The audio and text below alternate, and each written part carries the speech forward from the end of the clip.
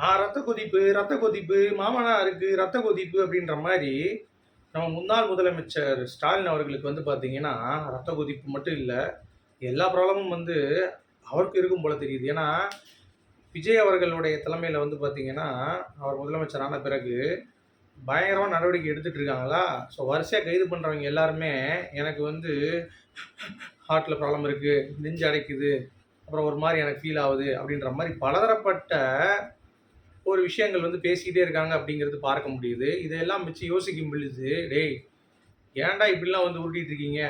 அப்படிங்கிறத மாரி ஒரு ஃபீலு. அது மட்டும் இல்லாமல், கனிமொழி அவர்கள் இன்னைக்கு வந்து ஒரு சம்பவம் பண்றேன் அப்படின்ற பேர்ல ஒரு விஷயம் வந்து பேசியிருக்காங்க. அது அவங்களுக்கே வந்து பேக் ஃபயர் ஆயிடுச்சு. ஸோ இனிமேல் வந்து பார்த்தீங்கன்னா, அடுத்தடுத்து நிகழ்வுகள் வேற லெவல்ல போப்போது அப்படிங்கிறது தெள்ளத் தெளிவாக தெரிகிறது.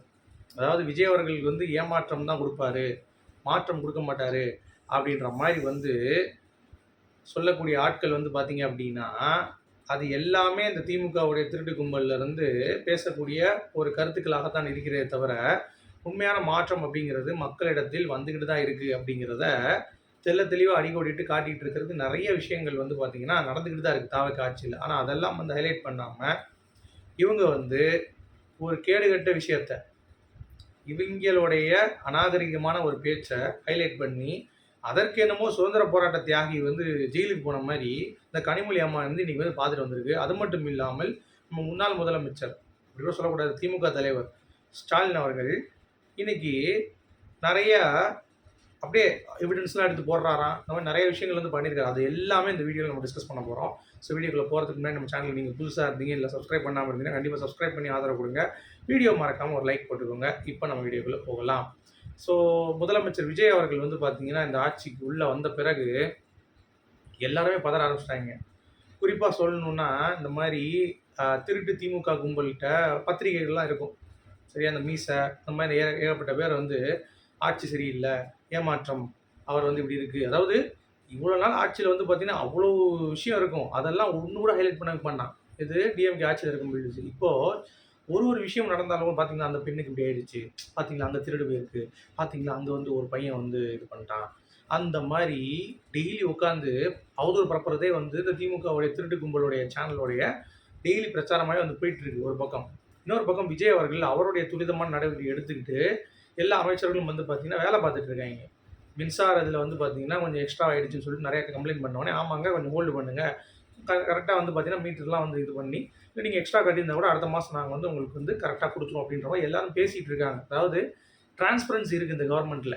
இப்போ இந்த மாத்திரை கசக்குனார் அப்படின்னாங்கல்ல, அதுக்கும் வந்து விசாரணை போய் கொண்டிருக்கு ஒரு பக்கம். இன்னொரு பக்கம் வந்து பார்த்தீங்கன்னா, இந்த பழனி அடிவாரத்தில வந்து அந்த நிலத்த வந்து பார்த்தீங்கன்னா, இது பண்ணாங்கன்னு சொல்லிட்டு, அதுக்கும் வந்து விசாரணை போயிட்டு இருக்கு. எல்லாமே டிரான்ஸ்பரன்ட்டா இந்த கவர்மெண்ட்ல வந்து போயிட்டு இருக்கு. ஆனா ஒரு சில விஷயங்கள் மறைக்கிறாங்க அப்படிங்கிறது பார்க்க முடியுது. இவ்வளவுதான்.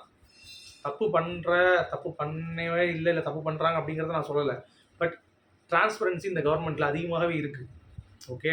ஸோ நல்ல ஒரு கவர்மெண்ட் தான் நம்ம செலக்ட் பண்ணியிருக்கோம். மக்கள் வந்து பார்த்தீங்கன்னா, முட்டாள் கிடையாது. சரியா? திடீர்னு வந்து நம்ம விஜய் அவர்களுக்கு வந்து ஓட்டு போட்டு உட்கார வைக்கிறதுக்கு. ஸோ அதை புரிந்து கொள்ள வேண்டும் அப்படிங்கிறது தான் என்னுடைய பாயிண்ட் ஆஃப் வியூ. சரியா?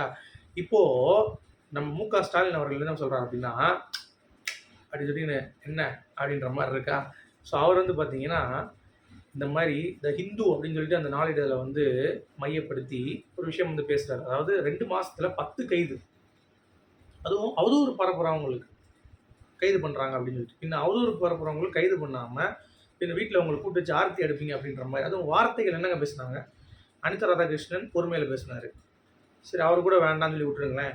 இப்ப மார்க்கண்டேயன் ஒருத்தர் கைது பண்ணாங்கல்ல, நீதிமன்ற காவல்ல இருக்காரு பாருங்க. அவர் என்ன வார்த்தை பேசினாரு? எலும்ப உடைப்பேன். அவர் வந்து உள்ள பூட்ட சொல்லு பார்ப்போம். முடிச்சு விட்டுருவேன். ஆ கொளத்தூர் கொத்து புரோட்டா போட்டான்னா, நான் என்ன புரோட்டா போடுவேன் தெரியுமா? அப்படின்னு என்னென்னமோ ஏகவசனங்கள்லாம் பேசுனீங்கல்ல. அது வந்து அவதூறு பேச்சு, அநாகரிக பேச்சு. இதெல்லாம் வந்து தெரியவே இல்லையா? ம்.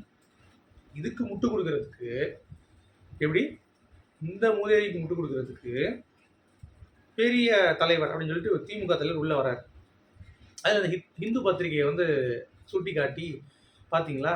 2 மாதங்களில் 10 பேர் கைது பண்ணியிருக்காங்க. இதுவரைக்கும் எந்த ஆட்சியிலயும் வந்து பார்த்தீங்கன்னா, இந்த மாரி அவதூறு வந்து பரப்புனது கிடையாது. இப்படிப்பட்ட ஆட்சி வந்து பார்த்தீங்கன்னா, தமிழக அரசுக்கு வந்து இது இருக்காது. மக்கள் வந்து இதை தூக்கி எறிவார்கள் கூடிய விரைவில். இந்த ஆட்சி வந்து அகற்றப்படும். தாவேக அரசை கடுமையாக நான் வந்து எச்சரிக்கிறேன். நான் முடிச்சு விட்டுருவேன் அப்படின்ற மாதிரி ஓப்பனாக த்ரெட் பண்ணுறாரு. யார்? நம்ம மு.க. ஸ்டாலின் அவர்கள். அவர் ஒரு பக்கம்.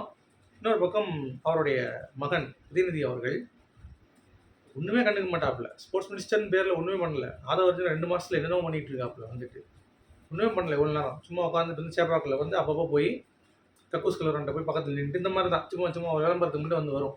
மற்றபடி ஒரு வெங்காயம் பண்ணது கிடையாது. அவர் வந்து பார்த்தீங்கன்னா சோஃபா மாடல்னு சொல்லி திருட்டு கும்பல் அப்படின்றதையும் நீங்கள் சொல்லுங்கள்.